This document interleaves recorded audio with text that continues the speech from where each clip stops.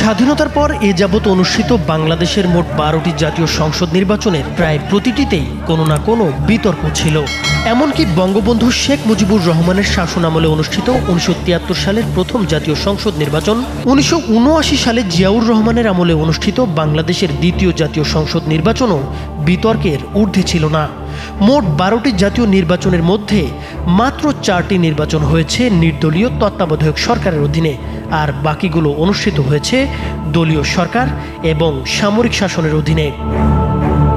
এসব নির্বাচনের পরে আওয়ামী লীগ 6 বার, বিএনপি 4 বার ও জাতীয় পার্টি 2 বার সরকার গঠন করে।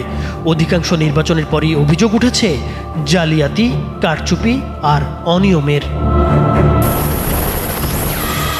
1973 সালে বাংলাদেশের প্রধানমন্ত্রী ছিলেন শেখ মুজিবুর রহমান।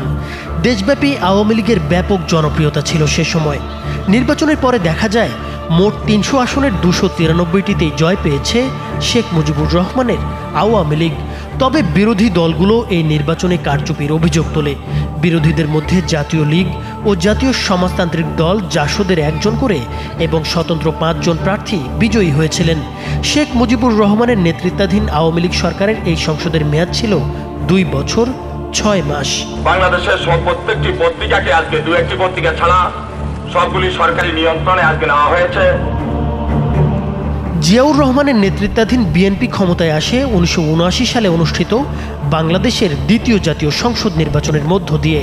এই নির্বাচনেও ব্যাপক কারচুপির অভিযোগ তোলে আওয়ামী লীগ সহ বিরোধী রাজনৈতিক দলগুলো।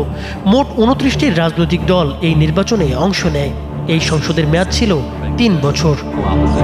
আপনারা আমার জন্য দোয়া করবেন, আমি আপনাদের কথা দিচ্ছি। 1986 সালে অনুষ্ঠিত হয় তৃতীয় জাতীয় সংসদ নির্বাচন। নির্বাচনে জাতীয় পার্টি 153টি আসন পেয়ে জয়লাভ করে। বিএনপি এই নির্বাচন বর্জন করলেও আওয়ামী লীগ নির্বাচনে অংশ নেয় এবং মোট 76টি আসনে জয়লাভ করে সংসদে বিরোধী দলের ভূমিকা পালন করে। অন্যান্য নির্বাচনের মতো এই নির্বাচনেও ব্যাপক কারচুপির অভিযোগ করা হয়। এই সংসদের মেয়াদ ছিল 17 মাস, শুধুমাত্র আপামর জনগোষ্ঠীর কল্যাণ সাধনে। 1988 সালে অনুষ্ঠিত হয় বাংলাদেশের চতুর্থ জাতীয় সংসদ নির্বাচন। আওয়ামী লীগ ও বিএনপি সহ অধিকাংশ রাজনৈতিক দল এই নির্বাচন বর্জন করে। প্রধান বিরোধী দলগুলো অংশ না নেয় ব্যাপকভাবে বিতর্কিত ছিল এই নির্বাচন। জাতীয় পার্টি 251টি আসন পেয়ে জয়লাভ করে সরকার গঠন করে। এ সংসদেরও মেয়াদ ছিল 2 বছর 7 মাস। 16 বছরের রাষ্ট্রপতির শাসন থেকে গণতান্ত্রিক সরকার পদ্ধতি উত্তরণের ব্যাপারে বিএনপি সরকার যে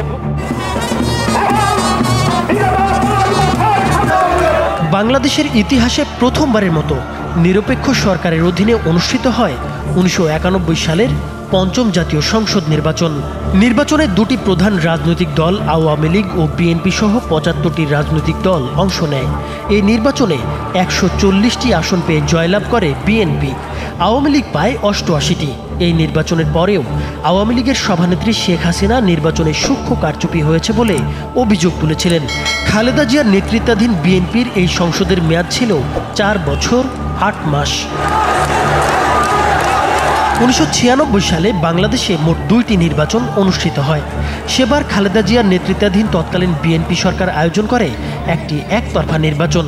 বিএনপির দলীয় সরকারের অধীনে অনুষ্ঠিত হওয়া এই 6ষ্ঠ জাতীয় সংসদ নির্বাচন আওয়ামী লীগ, জাতীয় পার্টি, জামায়াতে ইসলামী সহ অনেকগুলো দল বর্জন করে। একতরফাভাবে আয়োজিত এই নির্বাচনে বিএনপি 278টি আসন পেয়ে জয়লাভ করে। এর মধ্যে 49টি আসনে বিএনপি প্রার্থীরা বিনা প্রতিদ্বন্দ্বিতায় নির্বাচিত হয়ে যান। নির্বাচন শেষে বিদেশি গণমাধ্যমগুলো দাবি করে এই নির্বাচনে ভোটার উপস্থিতি ছিল 10%-রও কম। ওই সংসদে আনুষ্ঠানিক কোনো বিরোধী দল ছিল না। একটি মাত্র আসন পেয়ে বিরোধী নেতার চেয়ারে বসেছিলেন শেখ মুজিবুর রহমানের স্বঘোষিত হত্যাকারীদের অন্যতম ফ্রিডম পার্টির সৈয়দ ফারুক রহমান। এই সংসদের মেয়াদ ছিল মাত্র 11 দিন। Adopted by this caretaker government is big difference in terms of rules and regulations. তত্ত্বাবধায়ক সরকারের অধীনে প্রথমবারের মতো 1996 সালেই অনুষ্ঠিত হয় 7ম জাতীয় সংসদ নির্বাচন।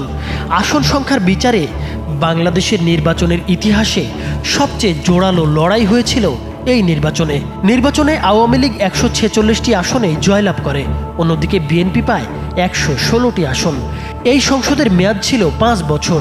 ক্ষমতার মেয়াদ পূর্ণ করে নির্দলীয় সরকারের কাছে ক্ষমতা হস্তান্তর করেছিল আওয়ামী লীগ সরকার। এরপর ২০০১ সালে অনুষ্ঠিত হয় অষ্টম জাতীয় সংসদ নির্বাচন। নির্বাচনে বিএনপি ১৯৩টি আসন পেয়ে যায়, আওয়ামী লীগ পায় মাত্র ৬২টি আসন। এই নির্বাচনের পর আওয়ামী লীগ নির্বাচনের ফল মেনে নেয়নি। বিএনপি সরকার গঠন করলে আওয়ামী লীগ শুরুতে সংসদেও যোগ দিতে অস্বীকৃতি জানায়। নানা রাজনৈতিক ঘটনার পরে একসময় আওয়ামী লীগ সংসদে যোগ দেয়। এই সংসদের মেয়াদ ছিল ৫ বছর। আমি আন্তরিক কৃতজ্ঞতা ও প্রাণঢালা ধন্যবাদ জানাই এদেশের সকল ভোটারকে। ২০০৭ সালে সে সময়কার বিএনপি সরকারের বিরুদ্ধে তীব্র আন্দোলনের মধ্যে রাজনীতিতে হস্তক্ষেপ করে সেনাবাহিনী।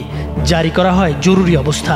সেনাবাহিনী সমর্থিত তত্ত্বাবধায়ক সরকারের অধীনে ২০০৮ সালে অনুষ্ঠিত হয় নবম জাতীয় সংসদ নির্বাচন।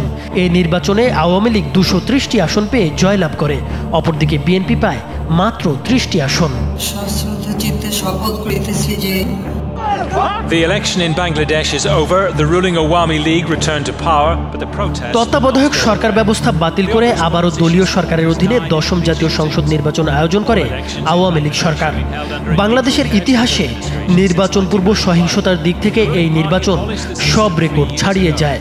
২০১৩ সালে তফসিল ঘোষণার পর থেকে ভোটের আগের দিন পর্যন্ত নিহত হয় মোট ১২৩ জন, আর ভোটের দিন নিহত হন ১৯ জন। ৩৮টি জেলায় প্রায় ১৫০র মতো কেন্দ্রে অগ্নিসংযোগ করা হয়। বিভিন্ন জায়গায় ব্যালট পেপার ও নির্বাচন সরঞ্জাম পুড়িয়ে দেওয়ার ঘটনা ঘটে। প্রধান বিরোধী দল বিএনপি সহ বেশিরভাগ রাজনৈতিক দল আওয়ামী লীগ সরকারের অধীনে নির্বাচনে অংশ না নেওয়ার সিদ্ধান্ত নেয়।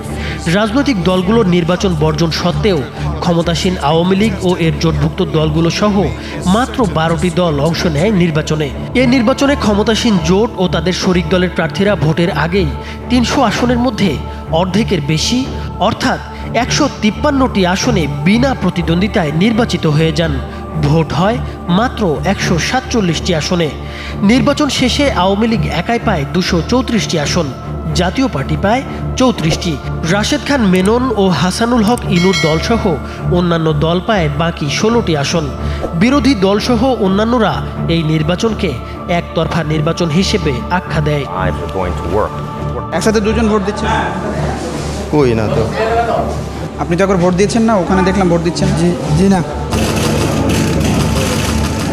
এরপর ২০১৮ সালের একাদশ জাতীয় সংসদ নির্বাচনও ছিল বাংলাদেশের ইতিহাসের আরও একটি সাজানো একতরফা নির্বাচন। বিএনপি সহ বিরোধী দলগুলো নির্বাচনে অংশ নেওয়া নিয়ে সন্দেহ সংশয় ছিল। তবুও বিএনপির সঙ্গে আরও কিছু দল যুক্ত হয়ে জাতীয় ঐক্যফ্রন্ট নামে একটি রাজনৈতিক জোট গঠন করে। প্রধানমন্ত্রী শেখ হাসিনা জাতীয় ঐক্যফ্রন্ট সহ আরও কিছু দল ও জোটের সঙ্গে সংলাপ করেন এবং সুষ্ঠু নির্বাচনের প্রতিশ্রুতি দেন। এরকম প্রেক্ষাপটে নানা প্রতিকূলতা সত্ত্বেও বিরোধী দলগুলো নির্বাচনে অংশ নেওয়ার সিদ্ধান্ত নেয়। এ নির্বাচনে মোট ৩৯টি দল অংশ নেয়। প্রার্থী ছিলেন ১,৮৬৫ জন। নির্বাচনে আওয়ামী লীগ একাই ২৫৮টি আসন পায় বলে নির্বাচন কমিশন ঘোষণা করে। জাতীয় পার্টি পায় ২২টি আসন, অপরদিকে জাতীয় ঐক্যফ্রন্টভুক্ত বিএনপি পায় মাত্র ৬টি আসন। এ নির্বাচন নিয়ে ট্রান্সপারেন্সি ইন্টারন্যাশনাল বাংলাদেশের এক গবেষণায় বলা হয় ৫০টি আসনের মধ্যে ৪৭টিতেই কোনো না কোনো অনিয়ম হয়েছে। বিবিসি সহ বেশ কিছু গণমাধ্যমের ক্যামেরায় ধরা পড়ে আগের রাতে ভরে রাখা ব্যালট পেপার ভর্তি ব্যালট বাক্স। জনগণের কাছে এই নির্বাচন রাতের নির্বাচন হিসেবে পরিচিতি পায়।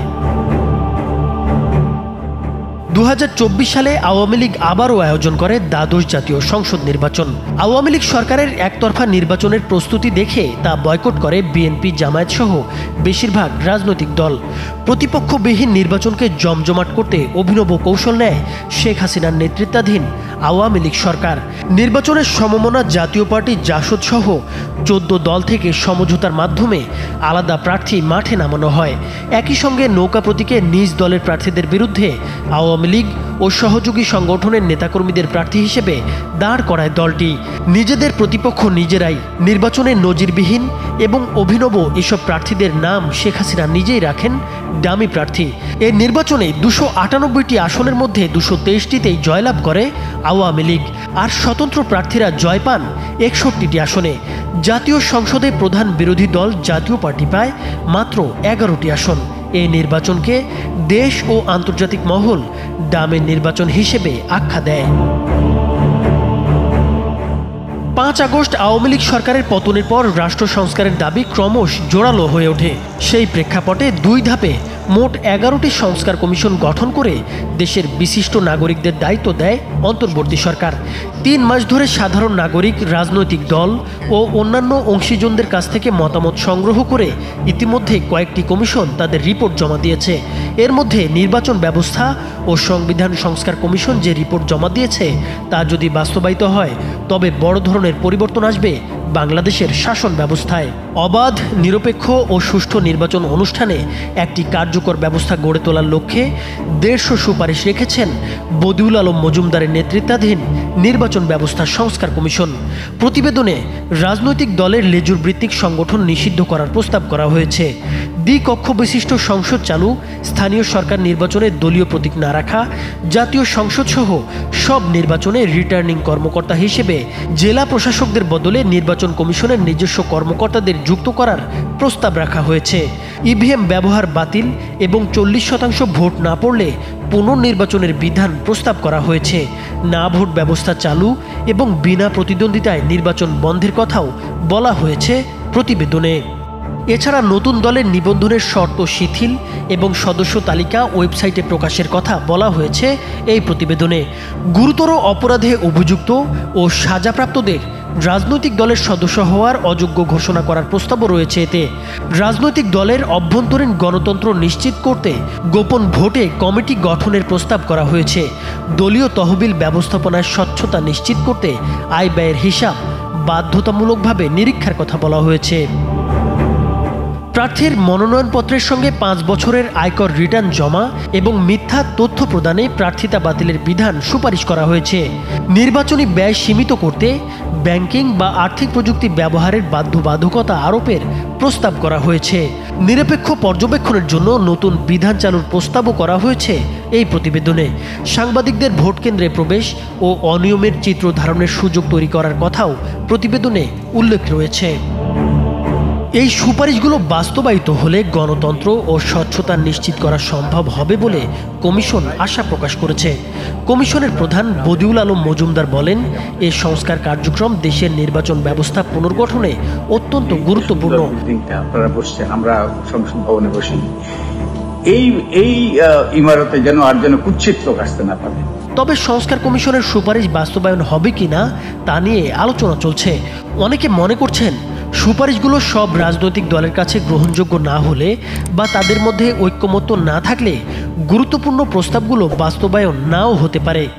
বিএনপির জাতীয় স্থায়ী কমিটির একজন সদস্য বলেছেন, সংস্কার কিভাবে হবে বা কতটুকু হবে তা সিদ্ধান্ত নেবে সংসদ এবং নির্বাচিত প্রতিনিধিরা। বিশেষজ্ঞরা বলছেন, রাজনৈতিক দল এবং প্রশাসনিক কাঠামোর উপর নির্ভর করবে সুপারিশগুলো বাস্তবায়িত হবে কিনা।